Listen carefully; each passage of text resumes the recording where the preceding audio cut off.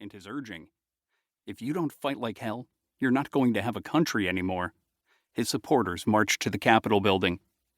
Hoping to overturn the results of the 2020 election and disrupt the efforts of a joint session of Congress to certify the final tally, they used flagpoles as weapons and overran the outnumbered police officers, breaching the building and occupying the Capitol.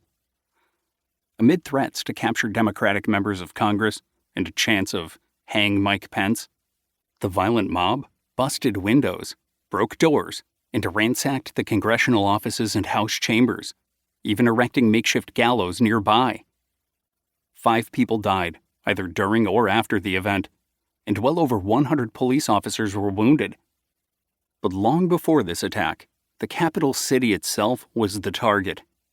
It occurred during the War of 1812, when on August 24, 1814, the British invaded the United States and burned government buildings in Washington, a moment that can be said to have been America's first day of infamy.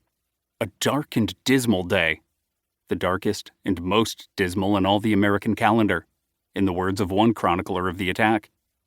To be sure, perhaps no other single event in American history compares to the British capture of Washington in terms of sheer shock and the potential consequences for the survival of the nation.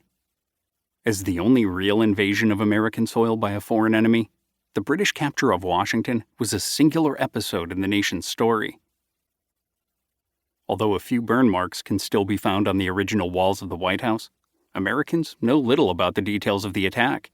Textbooks and classrooms have paid little attention to the momentous incident. And questions remain about the rationale for the decision by British commanders, and the many mistakes made by American leaders during this critical chapter in history. To be sure, the events described in the chapters that follow constitute important hinges in American history, with the very future of the experiment in democracy hanging in the balance. On another level, it is an intriguing story, one that nearly ended the nation's independence, but instead ended up both shaping and strengthening the young republic. Few other moments in the nation's history were as potentially ruinous and consequential. In a campaign that unfolded over the course of just a few weeks, American forces would be embarrassingly routed outside of Washington.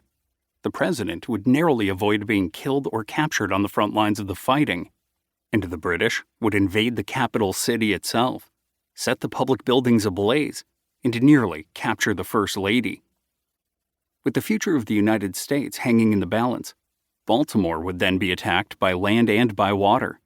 But against all odds, a ragtag band of defenders would turn back the invading army, inspiring a poem that would become the national anthem. The campaign includes numerous cases of cowardice and incompetence by both the Madison administration and American military commanders who left the capital vulnerable to attack. However, it is also a story of inspired heroism and extraordinary acts of courage, such as when a few junior clerks risked their lives to save America's most treasured heirlooms from the flames. Perhaps the most momentous milestone of the invasion was that it threatened the very existence of the United States as a sovereign nation and sparked a debate over whether to rebuild or relocate the capital. Had the British marched with a larger force, or one with enough artillery, they may have been able to occupy and hold the seat of government. Had Baltimore fallen, as it nearly did, American morale, already teetering, may have led to the abandonment of the capital.